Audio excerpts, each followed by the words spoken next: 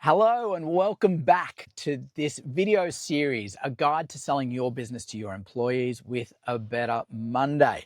Look, the focus of this video is about the post-transaction experience. What is actually going to happen to your company post this sale?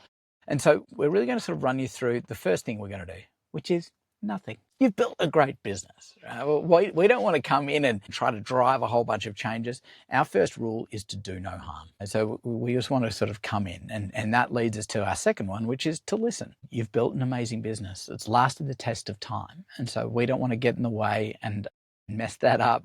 We want to listen and learn about what's enabled it to thrive. And then only then do we begin on making these transitions. Okay, the first thing that we look to be able to optimize as part of our process is the leadership. So we have a look and see who is going to be able to step into your shoes as the departing owner.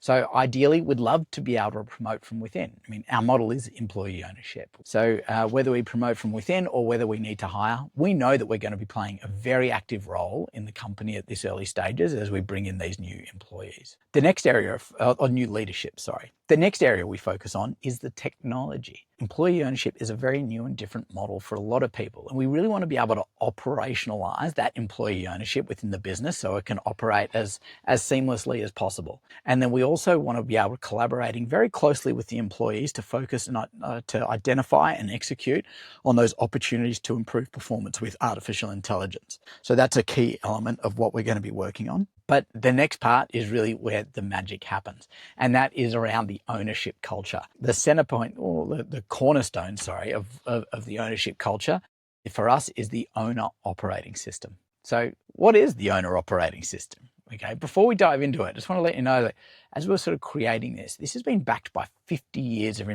empirical research and has been tested and honed by many service professionals across many different cultures. And what it's really identified is that there's two core areas which need to be focused on as part of this. The first one is around the foundations. And to lay the foundations, we need to ensure we've got this common understanding of what are the mission, vision, and values for this company to be able to thrive within the employee-owned model. Secondly, we need the accountability frameworks and operating rhythms. So we've got that consistency of communication and engagement to help people feel comfortable in this new environment. And so this performs the platform for us to really go through and drive through the cultural change through these three pillars. So the first one is education. We need to educate people on how to understand how to read financial statements, how to look at the income statement, understand how they contribute to that, to understand how the income statement can then go and impact the balance sheet. So all these elements are interconnected and we need to help them understand that. Secondly, we need to be able to help them to act as owners. This is a really key piece of the education to help them really sort of value that ownership stake and help them understand how they can contribute. The second element that we've got there is around open book management.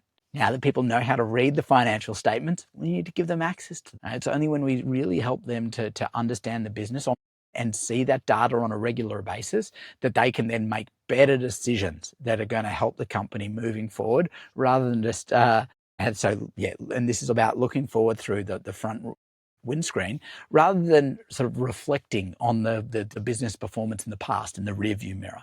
And then the third element that we've got is around the participatory frameworks. So this is about putting a clear governance structure that outlines when and how people to contribute to the business and then empowering them to go and contribute to the business, giving them that agency to go and leverage that all that education that they've had and the knowledge that they've picked up through the open book management and just act on doing the right thing. And when we bring all these things together, they're the key drivers of the ownership culture.